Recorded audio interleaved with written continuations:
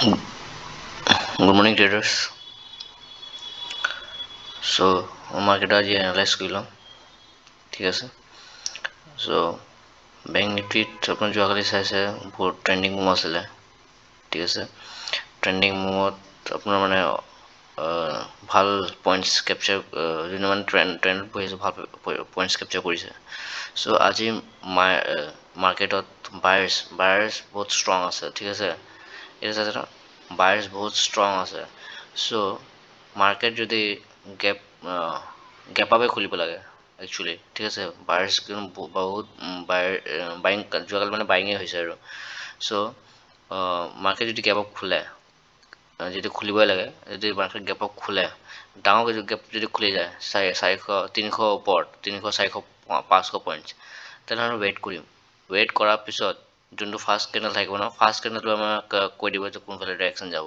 ঠিক আছে ডাঙৰ গেপ আপ খুলিলে অলপ ৱেইট কৰিব ঠিক আছে বাট 150-200 পইণ্ট গেপ আপ খুলিলে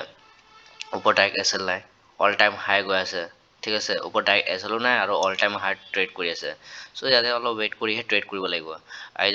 আইদাৰ ওপৰত ফাৰ্ষ্ট গেপ আপ খুলিব তলত ফাৰ্ষ্ট যাব দেন ওপৰত যাব বা গেপ আপ খুলিব ফাৰ্ষ্ট ডাইৰেক্ট ওপৰত গুচি যাব ঠিক আছে চ' 50,000 বেংক নিফটি 50,000 একদম নিয়াৰ আছে ঠিক আছে বেংক নিফটিত 50,000 একদম নিয়াৰ হৈ আছে চ' এইটো আপুনি অলপ ৱেইট এণ্ড ৱাচ কৰিব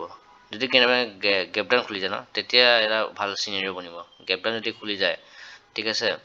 গেপ ডাউন খোলাৰ পিছত যদি 49,000 তলত আহি যায় ঠিক আছে 49,000 তলত আহে দেন এটা আমি চেল চাইড এটা ট্ৰেড এটা বিচাৰিব মানে আইডেণ্টিফাই কৰিব চেষ্টা কৰিম কিয় বায়াৰ্ছৰ এছ এল তলত পাই যাম আমি ঠিক আছে যদি 49 তলত যদি স্পীড মানে ডাঙৰ এটা কেণ্ডেল বনাই দিয়ে ন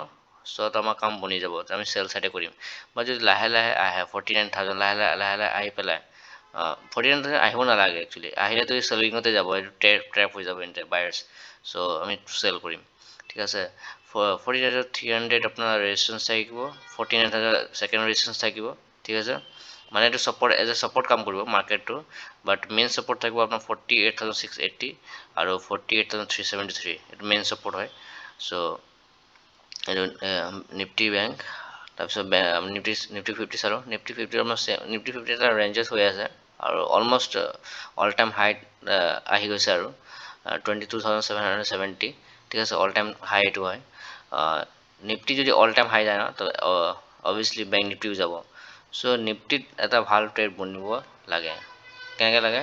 যদি নিফটি গেপ আপ খোলে ৱেল এণ্ড গুড ঠিক আছে যদি নিফটি গেপ আপ খোলে ভাল গেপ আপ খোলাৰ পিছত যদি অলপ ৰিজেকশ্যন লয় মানে তলত যে গেপ ডাউন মানে ডাউনৱাৰ্ডত অলপ ৰিজেকশ্যন লয় মানে সেই ৰিজেকশ্যন মানে আপৱাৰ্ডত কনভাৰ্ট হ'ব ঠিক আছে তেতিয়া আমি তাতে বাই এটা কৰিম ইয়াতে বাই মানে বেংক নিফটিত বাই ঠিক আছে যদি গেপ ডাউন খুলি যায় গেপ ডাউন খোলে গেপ ডাউন খোলাৰ পিছত যদি ডাইৰেক্ট ওপৰত গুচি যায় ঠিক আছে ডাইৰেক্ট ওপৰত গ'লেতো আপুনি বাইং আইডেণ্টিফাই কৰিব লাগিব বাট গেপ ডাউন আহিবলৈ যদি পুল বেক আহিব ন সেই তাতে আমি চেলিঙৰ চাইডে ট্ৰেড এটা বিচাৰিম কিয় বিচাৰিম ইয়াতে বায়াৰ্ছৰ এছ এল পাই যাম আমি বাট মিডিলত ট্ৰেপ নহওঁ আপোনাৰ যোনটো মই ছাপৰ্ট বনাইছোঁ ন এই ছাপৰ্টৰ ওচৰ আহিব লাগিব ঠিক আছে ছাপৰ্টটো যদি ব্ৰেক কৰে তেনে পৰা চেলিঙতে গুচি যাব বায়াৰ্ছ যিকেইটা বাইং কৰিছে চব ট্ৰেপ হৈ যাব কিন্তু আহিব নালাগে ইমান ঠিক আছে ইমান আহিব নালাগে যদি ফ্লেটৰ নিচিনা খোলে 50-60 পইণ্ট ফ্লেট যদি খোলে গেপ ডাউন তাতো বাইং এটা ছেটআপ আইডেণ্টিফাই হ'ব কিন্তু অল টাইম হাই ওচৰত গৈ আছে চ' মাৰ্কেট ট্ৰেণ্ড যেতিয়া মাৰ্কেট যোৱাকালি বুলিছ হৈছে চ' আমি তাৰ এগেইনষ্টত গৈ পেলাই লাভ নাই বাট য়েছ চাব লাগিব মাৰ্কেট ক'ত খুলিব ঠিক আছে চ' নিফটিত আপোনাৰ 22,770 first resistance and second resistance would be 22,633 এইটো হ'ব পাৰে ঠিক আছে আৰু যোনটো মেইন ছাপৰ্ট হ'ব 22,379 এইটো মেইন ছাপৰ্ট হয় এইটো ব্ৰেক কৰাৰ লগে লগে আল্টিমেটলি গুচি যাব ব্ৰেক কৰিবতো নালাগে ঠিক আছে চ' মাৰ্কেট অ'পেন হোৱা নাই চাই থাকক মাৰ্কেট অ'পেন হ'লে মই আপোনাক জনাই দিম ট্ৰেড ল'লে ঠিক আছে ষ্ট্ৰেট ইন গাইজ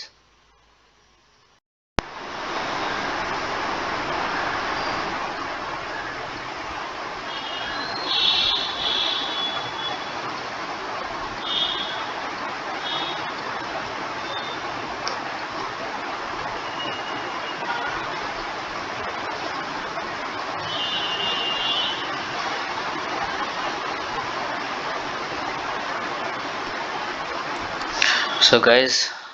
আকৌ আজি আমাৰ লছ হ'ল, আকৌ আমাৰ আজি এছ এল হাণ্ট হ'ল, ঠিক আছে।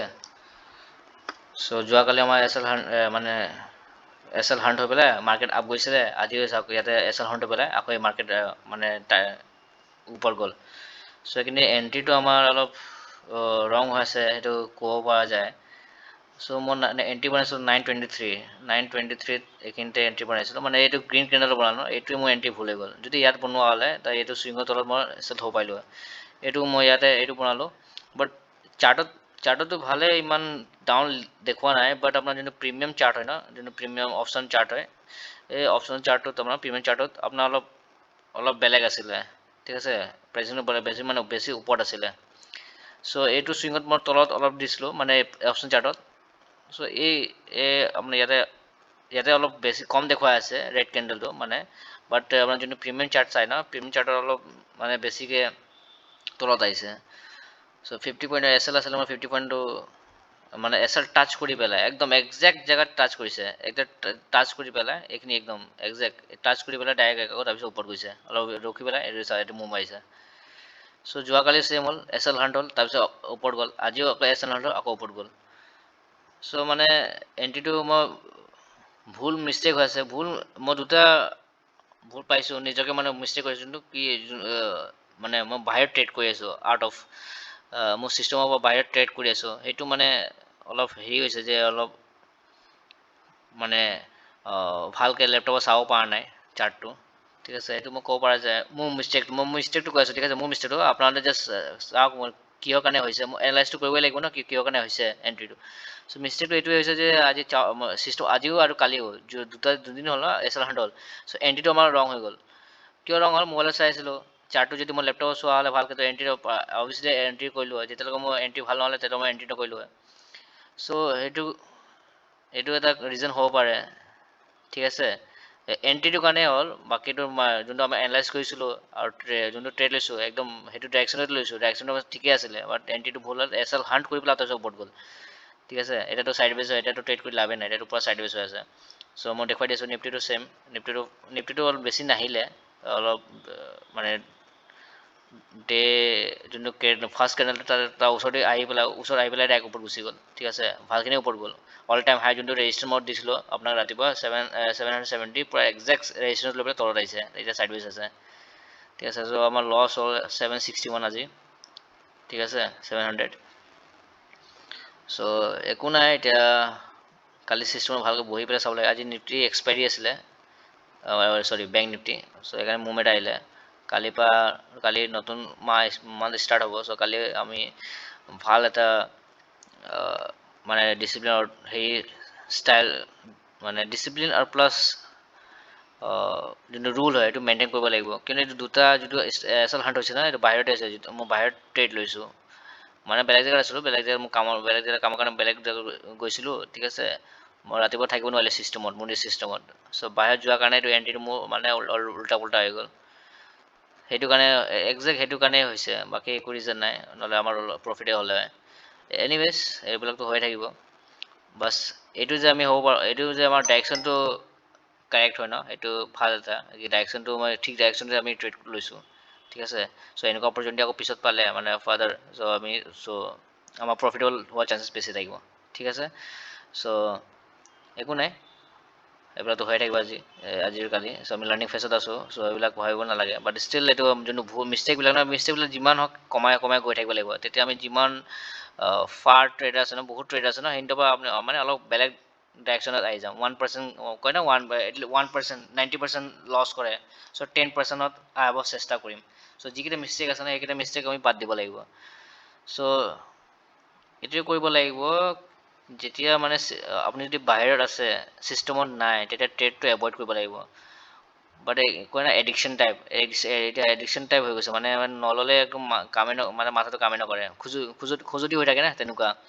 চ' এইটো মানে অলপ মেইনটেইন কৰিব লাগিব, মই গম পাইছোঁ কি যেতিয়া মই বাহিৰত থাকিম বা আপোনাৰ মতে থাকিব, যেতিয়া বাহিৰত থাকিব ন, তেতিয়া চিষ্টেমত আপুনি নিজৰ চিষ্টেমত নাই, তেতিয়া এনে ট্ৰেড এভইড কৰিব, ঠিক আছে। কেতিয়াবা লাকত বোলে প্ৰফিট হৈ যাব পাৰে, ঠিক আছে, বাট মেক্সিমাম টাইম আপোনাৰ লছে হ'ব, এইটো মই পাইছোঁ। কেতিয়াবা মোৰ প্ৰফিটো হৈছে, এইটো নাই লছে হয়, প্ৰফিটো হৈছে এক দুবাৰ, বাট মই এনালাইজ কৰিছোঁ মেক্সিমাম টাইম মোৰ লছ হৈছে যেতিয়া মই বাহিৰত আছিলোঁ। আমাৰ ছিষ্টেমত নাই, বোলে চাৰ্টটো চোৱা নাই, মোবাইলৰ আকৌ চাই পেলাই ট্ৰেড লৈছোঁ, ঠিক আছে।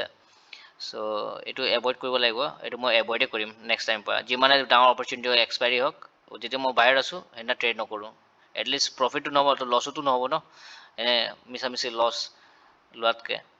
ঠিক আছে। চ' আজিকালি ইমানে, কালি আকৌ লগ পাম, ধন্যবাদ।